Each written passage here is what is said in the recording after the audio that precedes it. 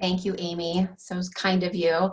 And as most of you know, I could not do any of my work without Amy. So she's half of the team here. It's so great to see you all for this final session. As Amy said, I was lucky enough to be able to visit both UCLA and Duke this last year before we couldn't fly anywhere anymore. And I met Patricia and Clarabelle in person and was able to talk deeply with them about the work that they do at their universities, engaging alumni of color and engaging alumni by identity groups.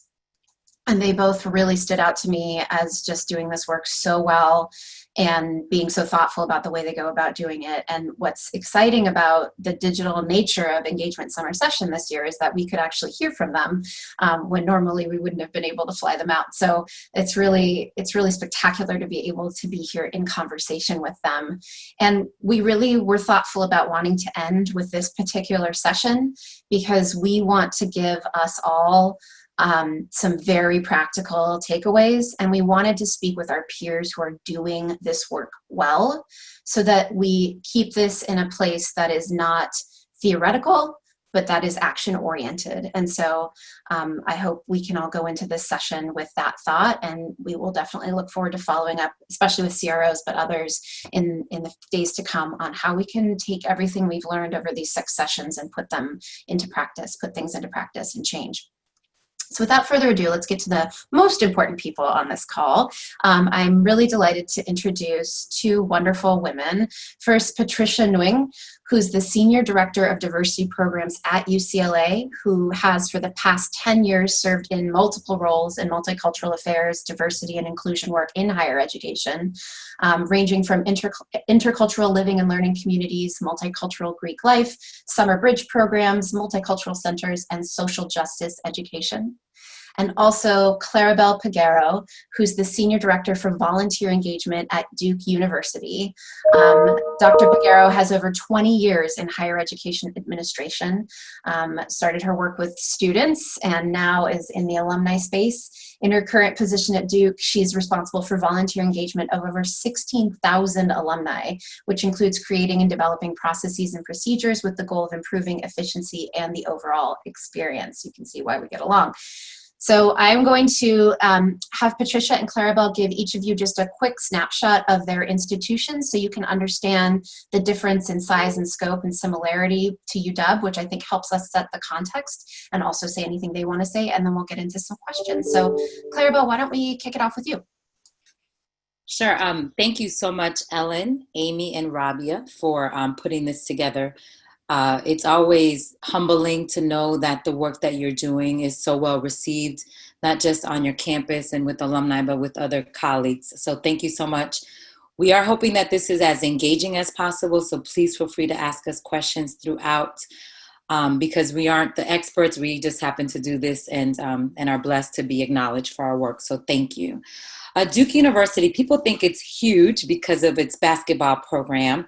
And so we have about 7,000 undergrads, and then we double when it comes to our graduate, professional, and schools and units.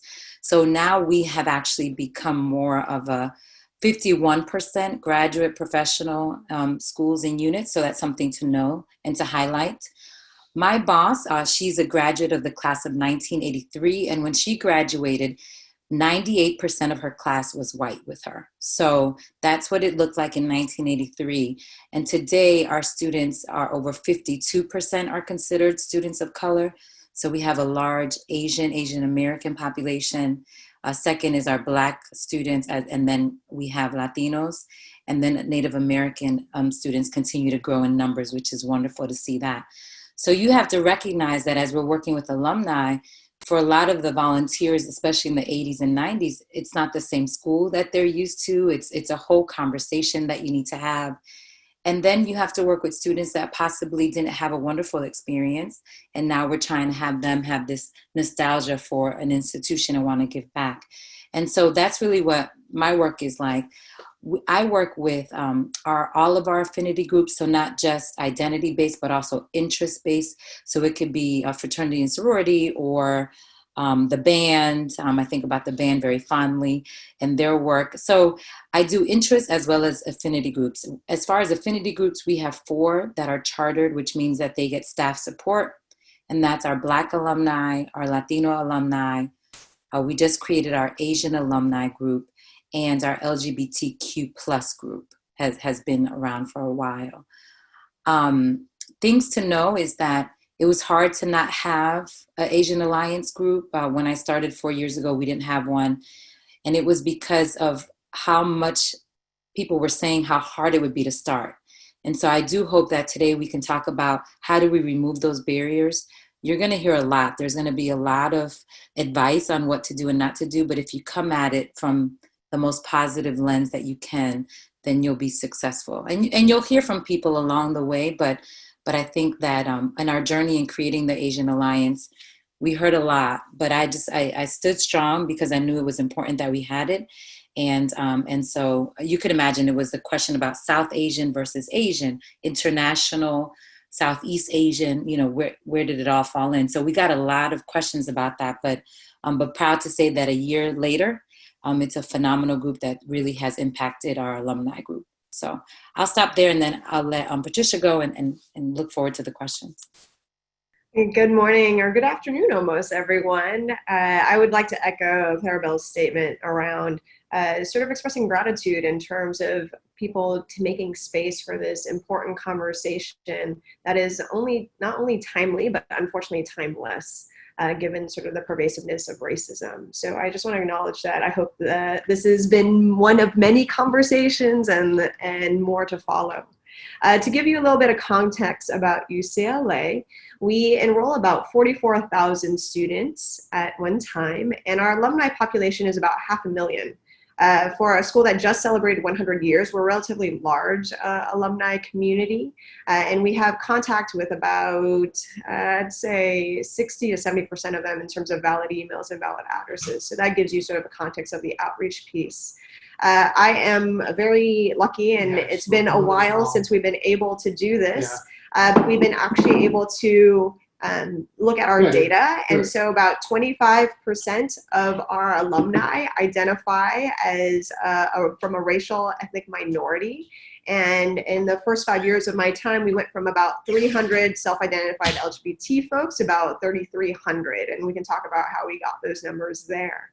In terms of networks, we have quite a few, because the nature of being a public institution is there's a lot of grassroots activity. So our student organizations number almost over 1,000. So if it translates into the alumni side, we have about 96 regional networks that are based on where folks live. We have our interest groups like the band and our newspaper. And then I am very fortunate to be the guide on the side for 10 identity-based networks. So most of them, I think you all can think about in terms of the census, right? In terms of racially how you identify. We have disaggregated Pacific Islanders separate from our Asian alumni. We have a strong Filipino community here, so they actually have their own here to help you build the numbers. And the ones that we're actually extremely proud of is we were the first institution to have started an undocumented alumni association and a multiracial one. And those have been award-winning entities, and they created a template for a lot of nations, national kind of practices. We also have a Muslim group too that actually was part of a nationwide effort from the Muslim community, as most Muslim student associations were turning 50 or older. They also started alumni associations. We're a little more than half identify as women, still working on the different gender identification within our system. And aside from that, I work specifically with about 120 volunteers that lead the 10 networks. I also have a full-time staff team of four full-time staff just dedicated to diversity alone. It includes a graduate assistant to make number 5 and some student interns. So in addition to working with UCLA, I also help lead the diversity efforts for the UC-wide system as well. So thinking about all our sister campuses, that's something that we're engaged with here at UCLA. That's awesome, Patricia. I think we're all drooling over your 4 full-time staff. Clarabelle, if I'm remembering correctly, you have 3 on your team, is that correct? There's two of us. Yeah. With a lot of dotted line reports, but yeah. I think our General Alumni Association is about 70 staff. So yeah. we're four out of 70. Yeah, that's so interesting. UCLA is definitely our public peer, so we hold ourselves a lot to looking at how UCLA is doing things, and so that's one of the big reasons I wanted Patricia here. But then Clarabelle, I think that one of the interesting things about Duke is the graduate student majority of that alumni population, and a lot of you folks on this call represent graduate schools, and so that's a really different way to engage with alums. The graduate student alumni has a different relationship with their university and often more with their unit that they graduated from, like the business school, than with the university as a whole. Clarabelle, do you want to talk about that at all in terms of how you hook grad students into engaging post-graduation as opposed to undergrads?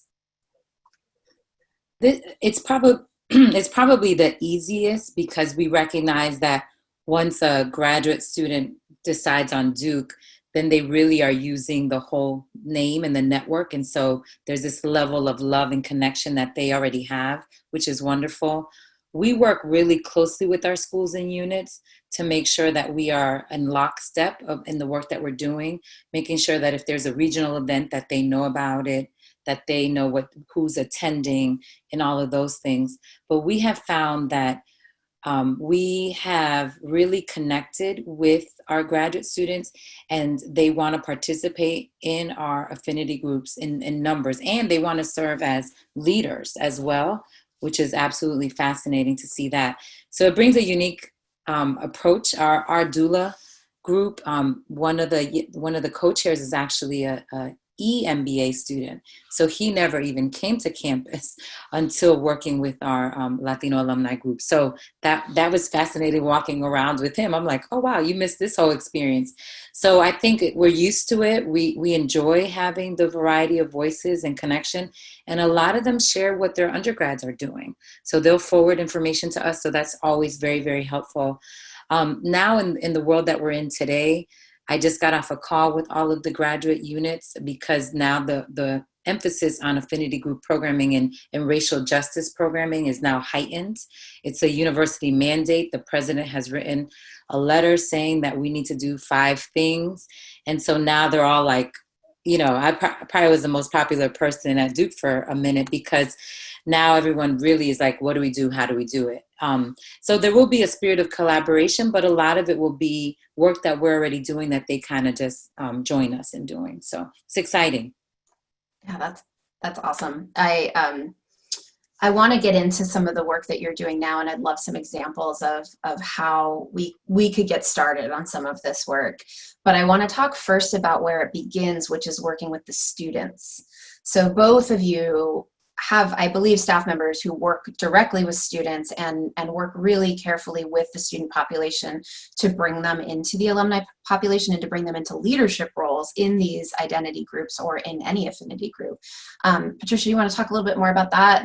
Or both of you, I'd love to hear more about how you do that, and then how, like, the results you see from that activity and how you get students to trust you. I think definitions are actually important, right? In terms of even thinking the term alum. I feel like UCLA actually has a pretty loose definition of what an alum means. And I think that has actually created accessibility for people to understand this. So, for example, we don't just count degree holders. We count folks that actually have at least a year. And we're very aware of this because we know in past history, higher education hasn't been a kind place for a lot of individuals of color or those that are coming from marginalized communities, so they may not finish. So I can tell you right now, some of my presidents I have of our networks, they aren't fully degree holders. The other thing too is we actually count extension holders too, extension certificate holders as part of our alumni base. So that's actually given us an entryway into also thinking about students as alumni, right? So on day 1, during orientation, our students are welcome to the Alumni Association from the start. So I think there are some structural things our Alumni Association has done to create an access issue for students to feel like they can be a part of it. I think it also helps that our building is located right in the heart of campus, although I say prior to our restructuring, no one knew what that building was, and now students do since it's an orientation stop. When it comes to working with diverse students, I have to also disclose that the majority of my staff members come from student affairs. That's where we have recruited because there isn't a lot of diversity within this industry, I will say. You know, it's always, I can probably name 20 to 25 individuals, Clarabelle included, that do the work across the nation. We're a very small cohort. And so it has encouraged us to think about creatively where we can recruit and pipeline for hiring. And so some of the most transferable skills, I believe, are actually from student affairs, right? They're student advising, and that's actually my background. And so I think that actually gave me somewhat of a leg up to think about how to engage with students. So in creating this program, I knew, given UCLA, 1 out of 3 graduates is first gen, we knew the concept of social capital around understanding an alumni association may be missing, right? So if you went to school, you're the first one to go, you never had parents that joined an alumni association, and then you had a terrible time. Like, why would you pay for something to then join, right? And so doing those structural things helped us unpack that. And then with our student affairs kind of background, we knew who to go to on campus to start these conversations. So although my program started 6 years ago, we spent almost a year and a half doing our homework, is the way I call it. We spent almost 6 months in the archives, and I went on a listening tour of almost over 70 student affairs people. You know, I think a lot of that allowed me to hear what the experience is. I'm actually not a Bruin.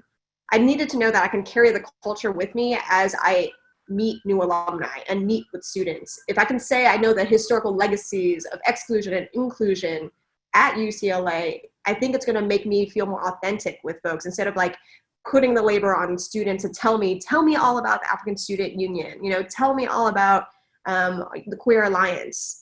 Those are easy search things that I can look up on archives to say, oh, I know you started here. I know these are notable alumni of yours. To come to the table with students to then actually engage them in conversation. Because the common one I hear is, hi student group, I'm from the Alumni Association, may I have your list, right? We need to cut that out.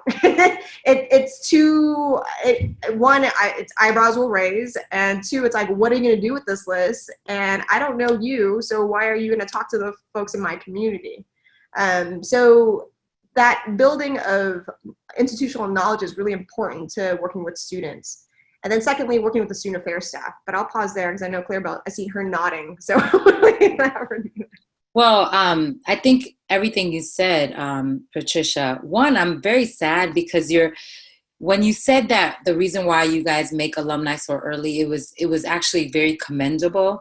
That's not the reason why Duke does it. So after 2 semesters, you're considered an alum, but it's because of basketball players that lead to the NBA. So I commend UCLA for having a nice reason why, right? That is not the Duke reason, but after 2 semesters, you are considered an alum, but for different reasons. We do have a full-time person in our office that works with our student affairs area, and they connect with the centers that are associated with different identity groups. So the Black Student Center, the Multicultural Center, our gender center as well. So we have a person that does that full time, and then they connect with my team to do most of the work. We create a Forever Duke Student Award, so that way we can follow students that are leaders that have been identified by different faculty and staff. We give them an award, and then we follow them throughout their Duke experience as well as once they graduate. And we have a person that follows them along and helps them with the pipeline development on how to give back, and not just financially, but with their time and serve on different committees and boards. And then we also have this program called the Duke Next program, where we actually look at where students are headed, either in the summertime when they're doing their Duke Alums Engage, which is our community service and civic engagement program, or where they have an actual job. When they get into that city, we connect them with folks as well. So a few different things that we try to do to make sure that we continue that alumni spirit and that people want to serve and give back. So those are a few things I would say. There's also one paradigm I'd also have you all consider. if you feel like students on your particular campus have been marginalized and there's a strong activist background, you may want to actually sit down with the student as if they're staff. That's something I actually learned later in our experience here, because unlike Duke and some other places, we actually don't have a multicultural center. We don't have a Black cultural center. We don't have those things.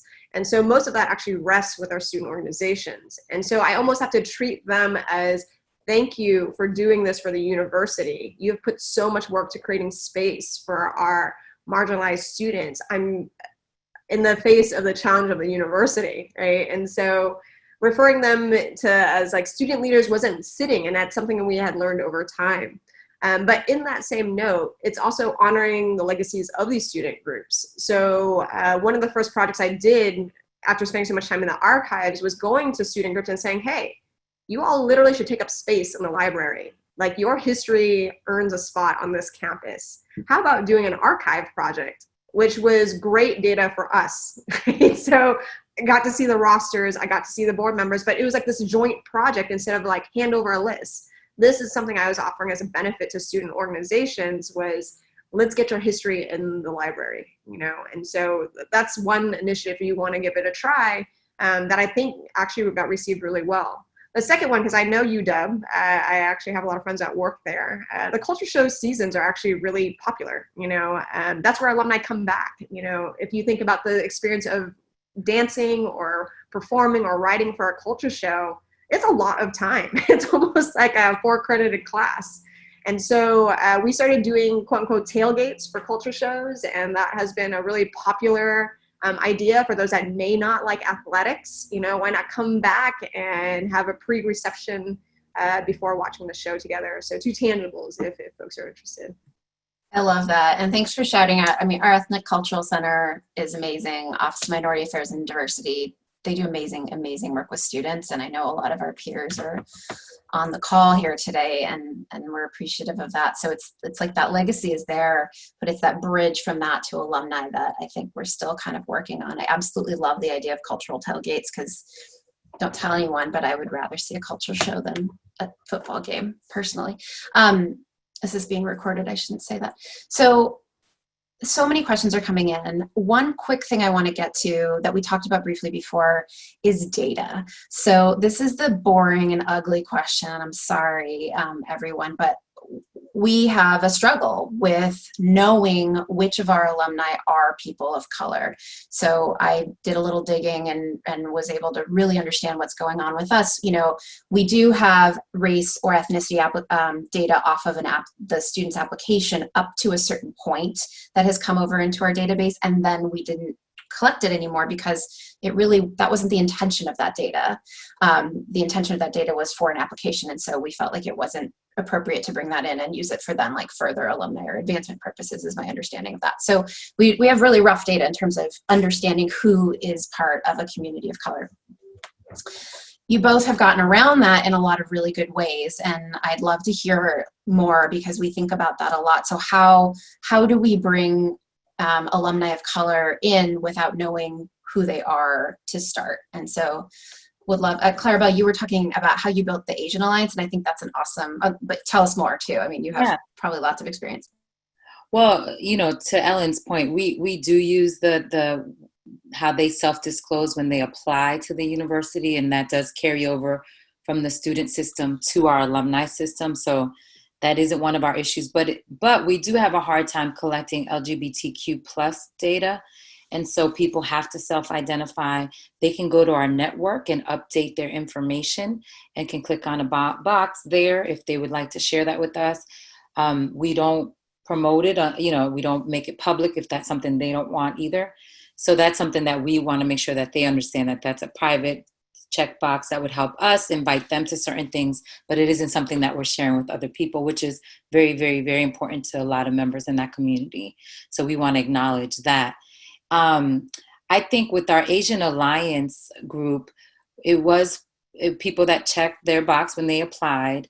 We do have a lot of Asian students that decide that they don't want to self-disclose that. They feel that that's a discrimination policy when they're applying. And so they decide not to check that box. So we had to make sure that our newsletters expressed that we were starting this group. things that were going to all alumni, any type of invitation. Our regional group was out there talking to some folks as well.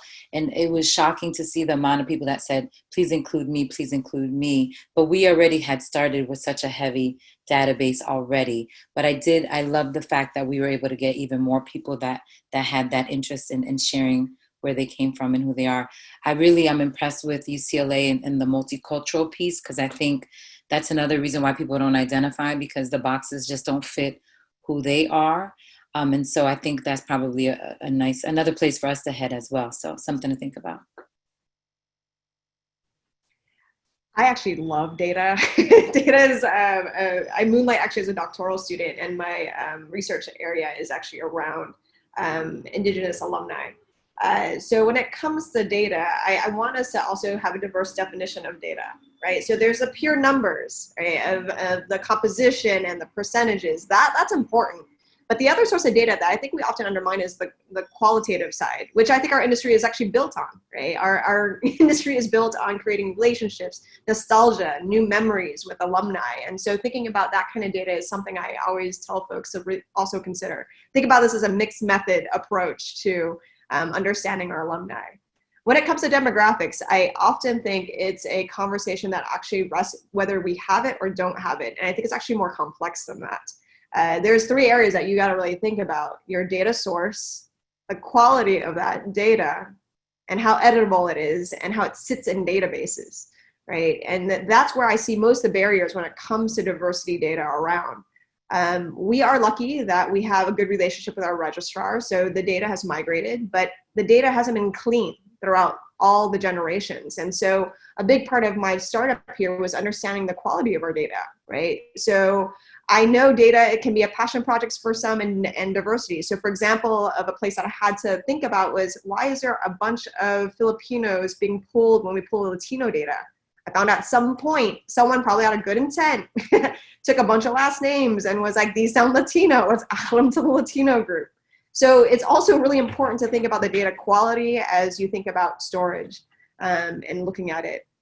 So when it comes to new data, we have the registrar, but there are areas that we don't have sources of data, like our LGBT alumni, our Muslim mix, those we don't. And so that is actually crowdsourced.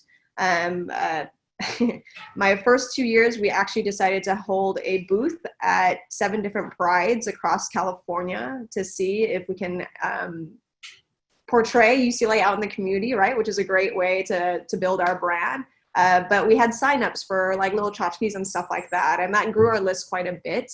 And then we started thinking about, like, why are we thinking about engagement of our groups in this identity essential way? Do we really think only Black alumni can participate in Black alumni events?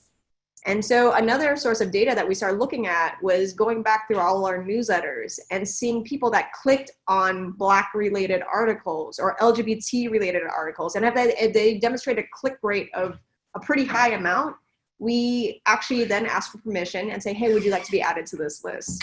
And that's sort of way we've been trying to source data to think about beyond identity, but actually thinking about cross-cultural connections. And if we're really thinking about diversity and inclusion, I'm pretty sure a lot of our groups are open. I mean, actually it would be illegal in California if we said only Black alumni can participate in the Black Alumni Association, so. That's such a good point. And a lot of what you two are saying is really resonating with a lot of the themes that we've had across the last many days in terms of like this crowdsourcing or going into communities and actually, Lily wants to be you. So many people want to be you, Patricia. You know, going into communities and having, like, thinking about going to Pride festivals and having a booth there and like being present in experiences and events of the communities you want to serve and showing up, that's really resonating as a through line for me. So I appreciate you both mentioning that and bringing that to the forefront. Clarabelle, I want you to talk briefly about the women's network that you have, because I thought that was such a cool example of intersectionality and how we can, to get kind of to what Patricia was just saying, like how we can get through to many different types of alumni or people that we serve in one singular group or program. Yeah, so we created the Women's Forum in the late 90s, and it was a derivative of the Women's Studies program was hosting some events in different regions, and so a lot of the women were like, well, what else? What else can they do?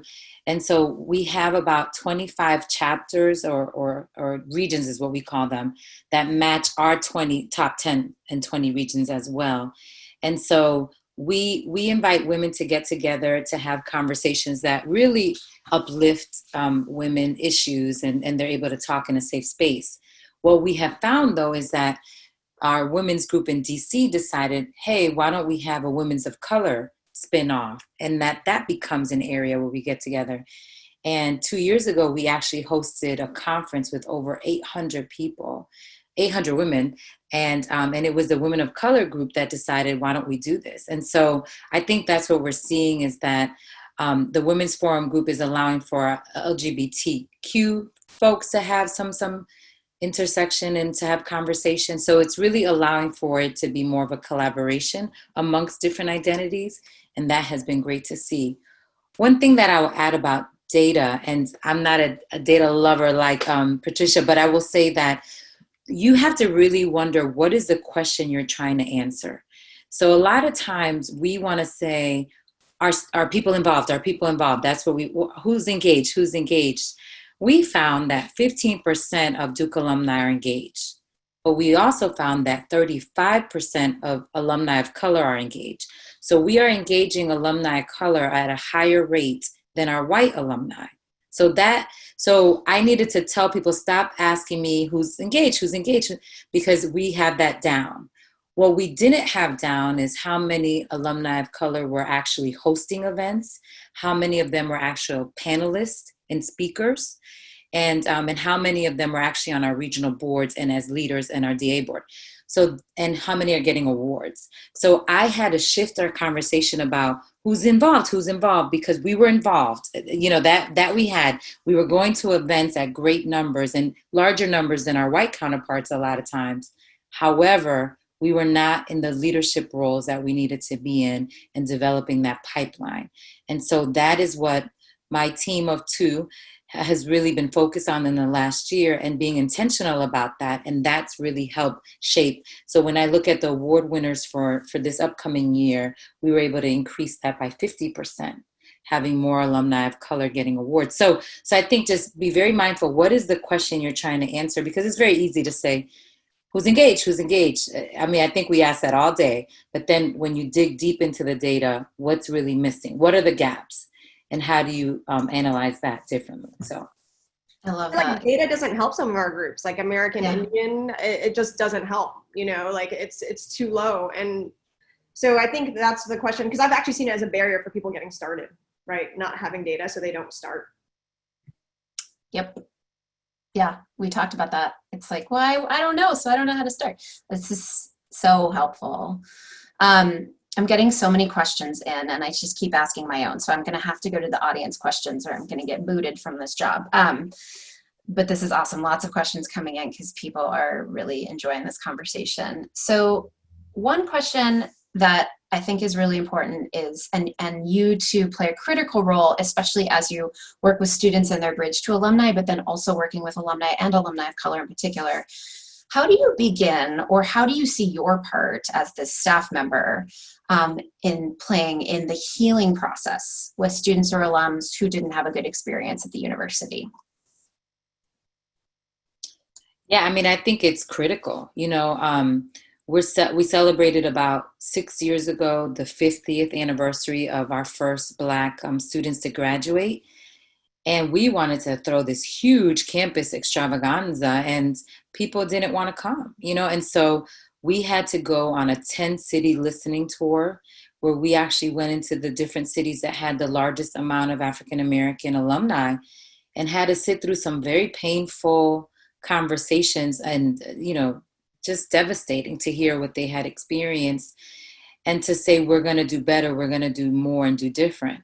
I think the piece that I always acknowledge is what my role is and what I'm able to do in my capacity. I can't heal systemic racism, right? I just can't by myself. And so I'm never going to tell a group that you will never experience that again while I'm working here, because that I can't guarantee that. But I can guarantee that we're going to create a better sense of belonging for you, that when there's events that we're going to make sure that you have a say on what it looks like. Like, I think there's things that we can actually say we can do, but you can't relive somebody's sociology class where they had the N-word said to them. Like that, we can't do that.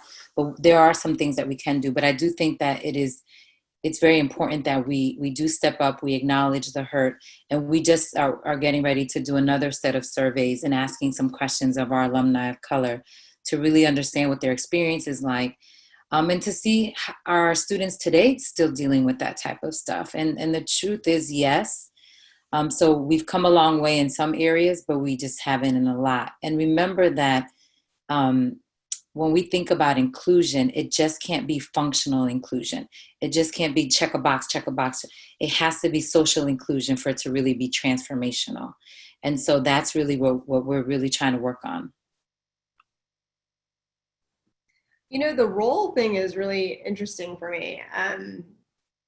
You know, I'm glad you all are having these days to talk about this, because that is going to create the foundation for you to be able to do this.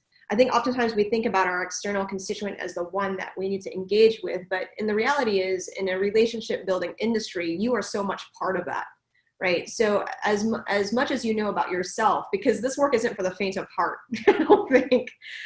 So just to illustrate it for you, when I first arrived at the Alumni Association, we had just, prior to my days, they actually tried to wipe out all the networks and create sort of the nomenclature. So our Black Alumni Association, they were told there's only one alumni association. You can be the Black network of the UCLA Alumni Association. So I am inheriting all the vestiges of a moment in our alumni association that wasn't going well.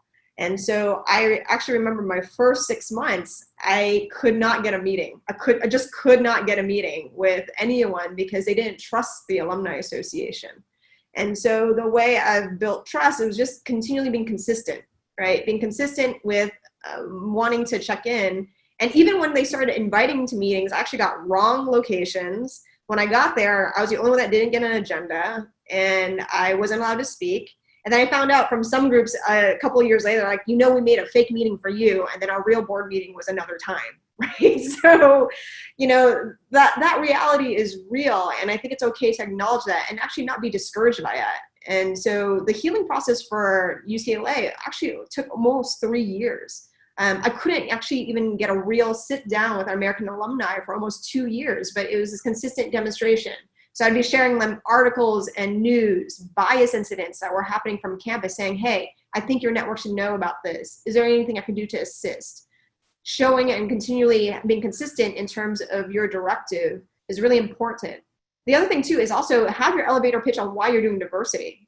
You can't just say we want more alumni engaged. Like, you can do that with anyone. Why this group? You know, and so for us, our elevator pitch was we really want alumni to have a positive impact on campus climate.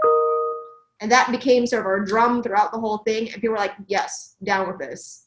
And then when revisiting this whole conversation, knowing a lot about yourself is sometimes it feels a little like I have multiple personalities. You know, we talk about this thing around code switching. I think a lot of staff of color can probably relate to this. In some spaces, I sound white. Some spaces, I sound more Asian. And I found myself thinking about my own narrative and how it relates to specific communities. Not to say that I can fully understand what that community is going through, but there are things that I can pull from my identity that probably will give me more insight to what it means to work with that particular community. And follow up. Follow up is so important. Just don't go ask, say like, hey, what do you want to do? They give you a bunch of stuff and then you said nothing afterwards and you're waiting on the volunteer. So those are some tangibles that have been helpful for us. That's super helpful. And actually that gets to another question. I'm going to phrase it. There's two sides of this question. So one, our staff is majority white, which we've talked about. We've also had a lot of sessions that have focused on the experience of the white person and the learning of the white person. So I don't want to focus too much on that, but it can be challenging as a white person to walk into those spaces and know you're part of this problem and gain trust. So I would say two sides of the same question. What advice would you have for the white staff in going into situations and communities where they may not be welcomed immediately, or that they don't have experience being part of, and may be fearful to overstep?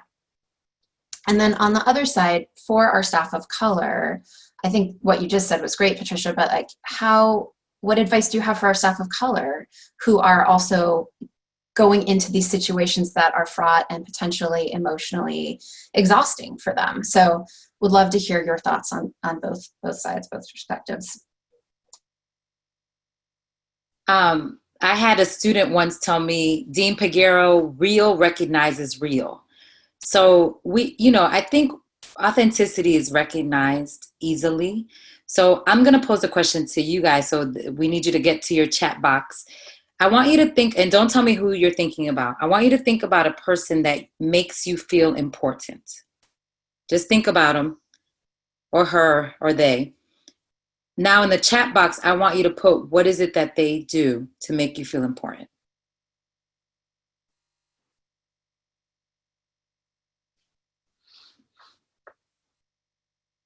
All right. So they see you, genuine, amplify, they value, focus, they listen, they affirm. So I want you to, that's it, you guys. That's your answer. Is I want you to think about how you can make a person feel important and how you're making the students and alumni do it. Whenever I've had a misstep remember, even though we are people of color, we represent a certain portion and have an identity that we relate to, and others that we empathize with, but it's not our group, right? So we have to do that. And whenever I've been called in and said, Clarabelle, we didn't like what you did about this, it's because I haven't made them feel important. I haven't listened to what they're wanting. I've assumed that I understood. Of course I understand this. I haven't respected them and what their experience has been like, and I haven't really advocated. I've done what I wanted to do at the time that I wanted to do it, and it made sense. So as simplistic as that exercise is, it really is very helpful when you're trying to work with people that are different, is really just saying, oh my God, all people want to do is feel important. And so what is it and how do you do that? And all of you are saying exactly what I would tell you to do working with people that are different than you, is support. What are those meaningful questions you can ask? So thank you, Kathleen, for saying that, and Jodine to value and validate, right?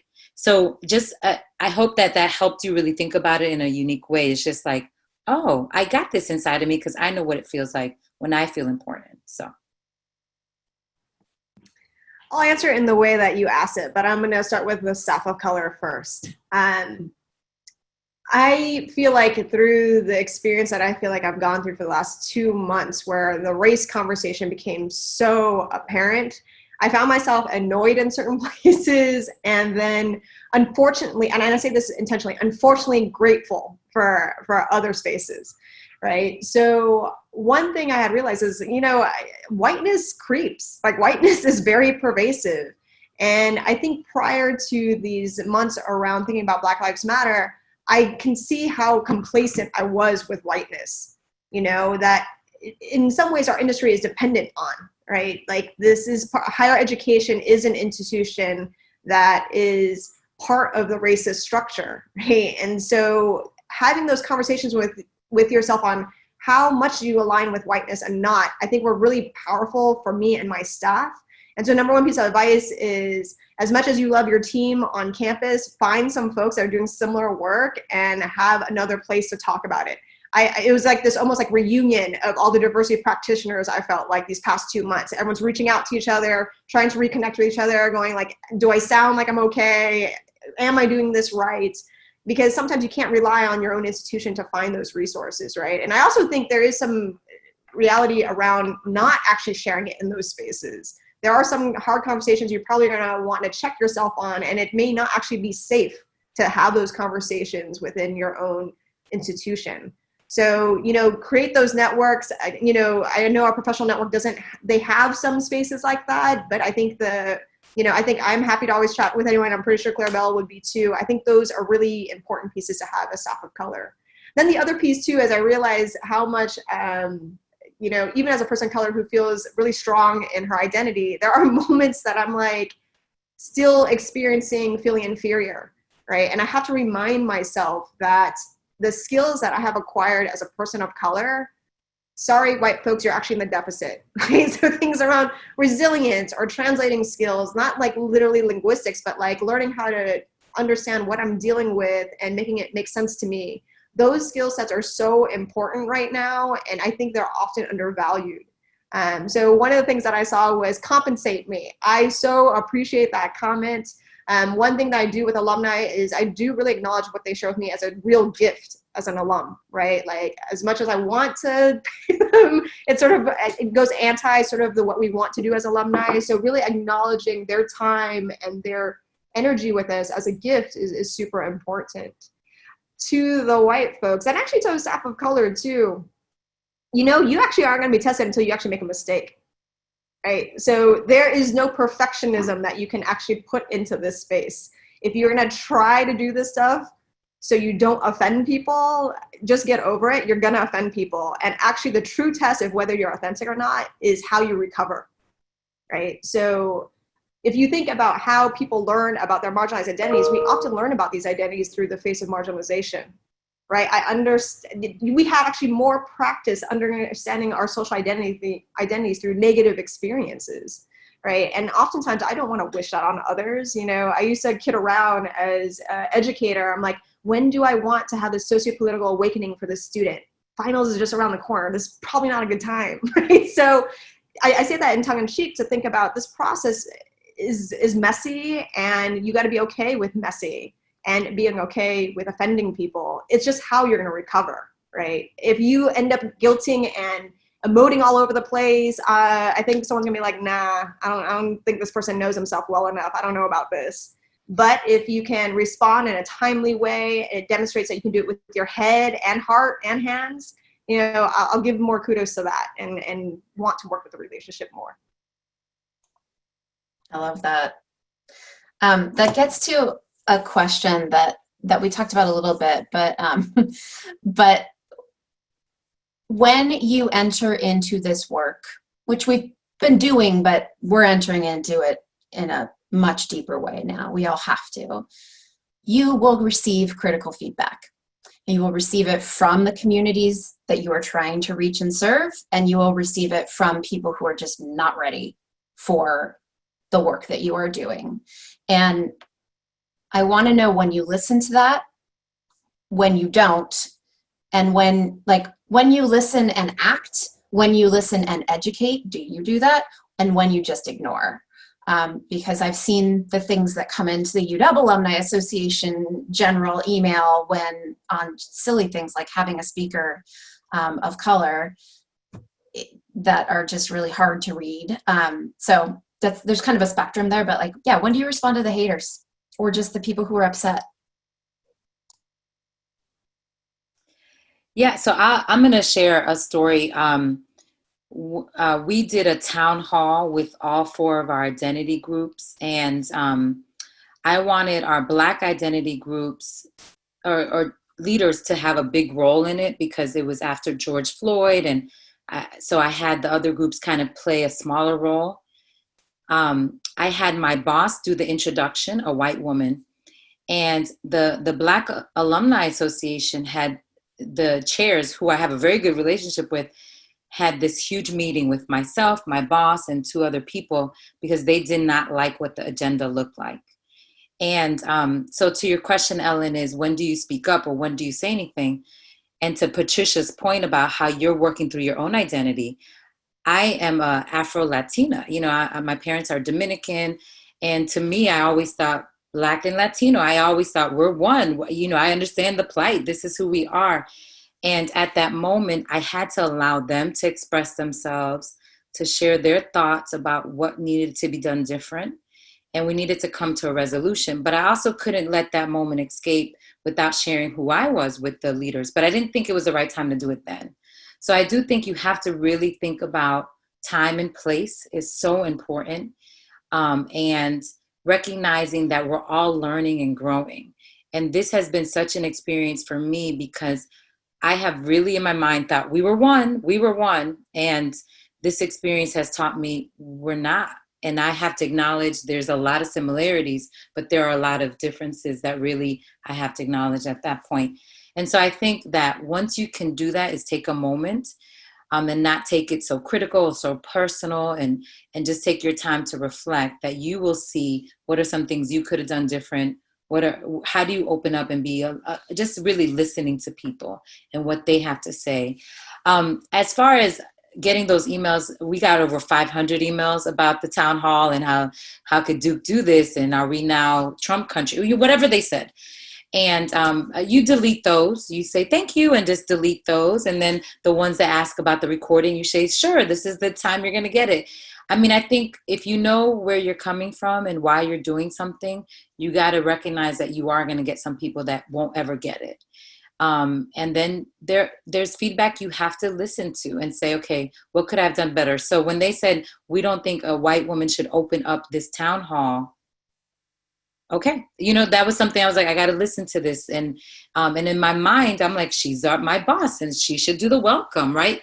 So I also want you guys to understand that what may sound right for us in our work, it makes sense, right?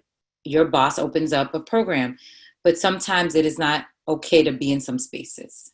And that is, you have to acknowledge that.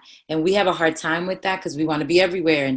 And sometimes it's just not your place to be in. And I love what you said, Patricia. We can't not have allies in different groups, but sometimes you have to know when you should speak up and when you shouldn't, and when you should allow the space to be the only space for them. So. Yeah, it's real. So I'll go with the most like tangible one, like the email that you get in your mailbox and you're like, wow, this is a lot. This doesn't sound great. I'm not sure what to do with this. I have actually asked my staff to always reply and actually reply to invite for a conversation. If the email isn't something that is a little way too not rational.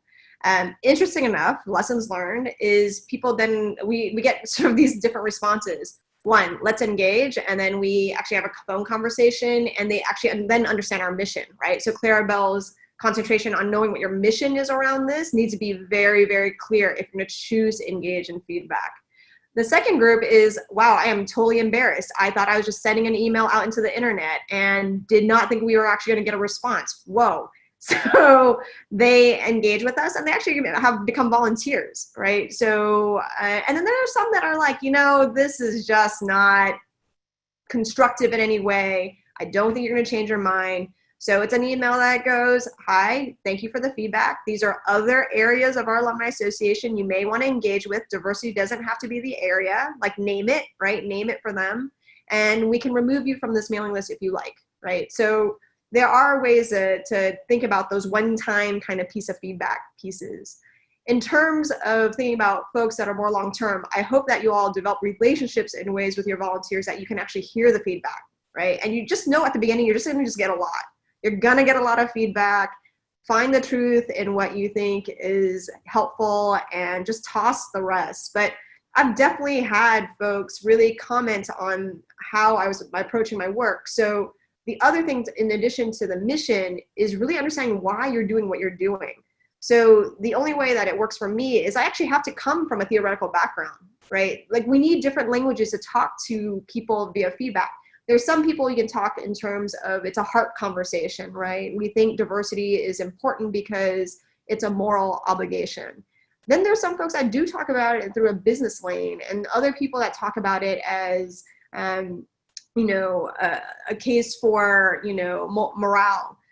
So coming from some sort of framework and explaining it to them, people are like, wow, you actually have done the work. You're not just doing this stuff willy-nilly. So I understand you put the time and thought into this. And I can see why this feedback is not useful anymore, right? So it's not about defending yourself. It's just making sure that you're entering this work with a lot of intention. So then you're actually able to filter what kind of feedback you get. I also have a folder of emails. I'm like, wow, you really don't like what we're doing. And this is sort of a badge of honor right now because I've actually really pissed you off. But I can see why I'm pissing you off because you actually don't like this change, right? So, there's that too, and it's also to help with staff morale. What is the most ridiculous email you got this year? And we'll yeah. So I love that. There are some doozies that come in for sure. Super, super awesome. And Clarabelle, I love that, that concept of white leaders giving space. It's definitely something that I've worked on and done, and it can be hard to give up, visible presence at something that you feel passionate about, but it's really important to do. So I really appreciate you bringing that up too. So for our last question, I could talk to you two all day long, but we have our leaders, most of our advancement leaders are on this call right now, and I appreciate them being here for this whole time. I would love to hear what you would want them to know, but specifically, we just got a great question in, which is how do you convince advancement leaders to allocate resources to affinity engagement when it doesn't always result in donating to the university? So our resources are skewed towards fundraisers, fundraising, and things that bring dollars in. We just closed a really successful campaign. We raised $760 million last year alone. Our fundraisers do amazing work. So do our engagement officers and our marketing folks and lots of other people. So yeah, what would you want to say to the leaders who are here on this call that might be something they should consider? It's not a short trip that you're taking. It's a long journey, but I'm telling you, the payoff is going to be phenomenal. I mean, as you look at the workforce and where our alumni of color are really thriving in industries, they will have the funds. And I also, with our annual fund group, I love working with them because they are fine with $5 as well as, some of our major gift officers. But really, we have to be very careful in assuming that people's ability to give. And I know we do all these formulas behind the scene and we know how much their house costs and all of that. But sometimes you have no idea of family wealth. You have no concept of who they're going to become. And so $10 can turn into 20, can turn into more. We all know those things. Do not lose sight. And especially if somebody feels important to you, feels respected, feels heard, feels like you're advocating, all of the things we've talked about, feel supported, they will come back and write some very nice checks. And one of the schools that probably does it best is Syracuse University. Since 1983, they've had a multicultural advancement office. I'm a proud alum of that school. I give back because of what I experienced as a student, and I was taught to give throughout my time there. They have programs that really engage alumni of color as well as ask for the money and the donation. So the philanthropic efforts align, and you're giving to things that mean something to you. So I've never had an advancement officer call me to buy a brick on a wall. If I'm like, well, how is that going to help the Black and Latino kids, right? That's my first question. So you have to understand. And if the brick is going to help, if it's going to be for the Black and Latino building, I'm okay with that. But just understand what you're asking money for and why they would want to give it. And I know there's a lot of questions about, can you have scholarships that are just for Black students and the answer is yes. And I know people are like, how is that possible? We could talk about that in another day, but just there has to be things that are important to them. What were they involved in as students? What were some of the gaps that they saw? Right now, we're working on an endowment for having more professors of color at Duke, and alumni of color are coming out in groves to give money to that because they would have wanted that themselves. So just think about those opportunities. And so don't give up. The money's coming. You might have to invest a little more at the beginning, but it's coming.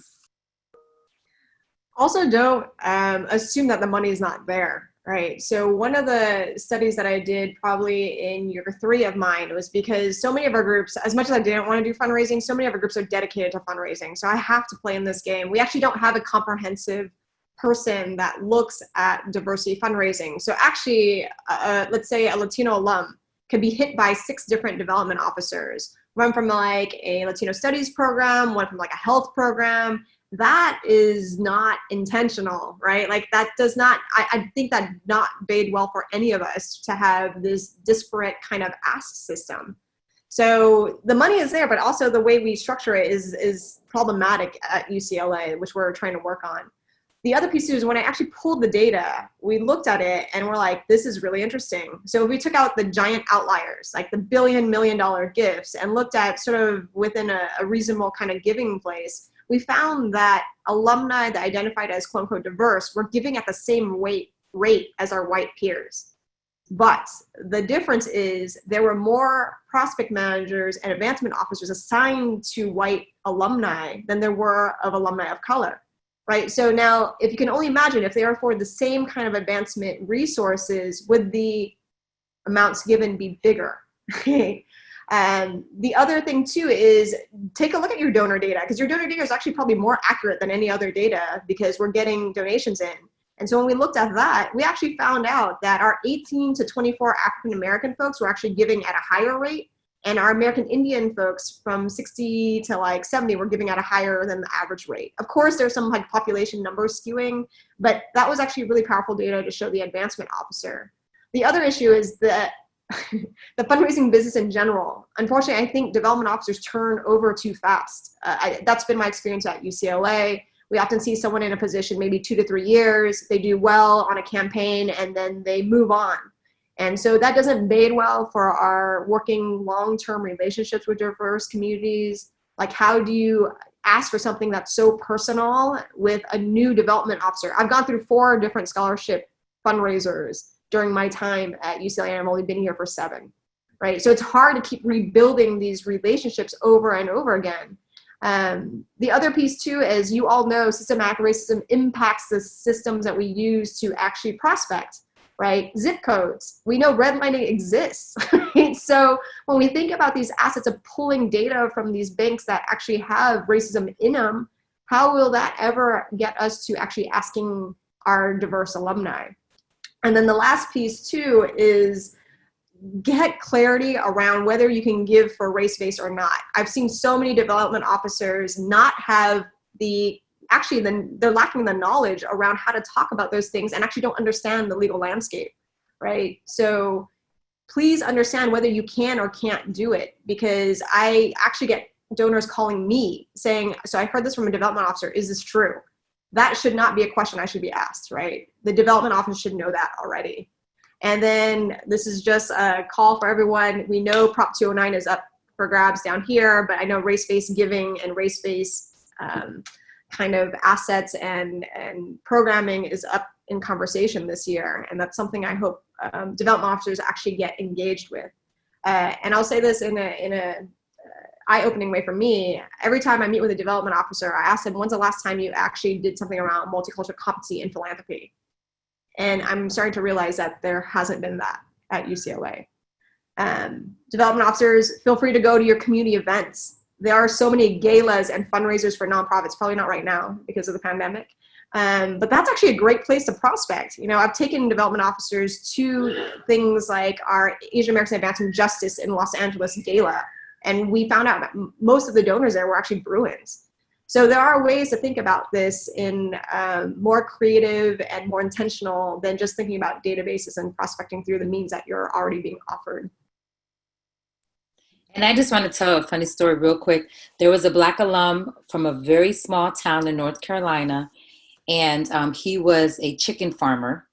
Nobody ever asked him for money, but guess who he sold his eggs to? The only company was McDonald's. So when he died, millions of dollars, but nobody ever thought to go ask the chicken farmer for money. So I remember that story a lot. I hope that that sticks with you, because there is money out there, but we do need to feel that level of trust and connection to what Patricia's saying. To just be called and we don't know who you are and you're asking for money is something that startles us, and we're not interested in doing that. So building that level of connection is so, so important. But there's a lot of chicken farmers out there, so. You two are amazing. I am so sad our time is over, because I really would like to keep speaking to you. Thank you so much, Patricia and Clarabelle. Let's give them a round of applause. I'm hearing a lot of follow-ups. Lee, Dan, Susan, someone sounds like we should have a follow-up conversation on fundraising, race-based fundraising initiatives and what's legal and what's not. We actually got a couple questions in the chat about that. So I think that sounds like a to-do in the future, and many, many other things. So I took a million notes, and I'll be following up with both of you. Thank you. And thank you to all of you for being here and listening. I'm going to kick it over to my very, very favorite person, Miss Amy Goodloe, to close us out of what has been a brilliant 5th annual engagement summer session. Amy. Oh, thank you so much, Ellen. And thank you for the leadership that you've brought to our work, and such wonderful leadership of Engagement Summer Session. So Engagement Summer Session came to be because you saw a need in our community that wasn't being filled. And it has grown this year to where we've identified another need in our UW community to learn how to support our colleagues of color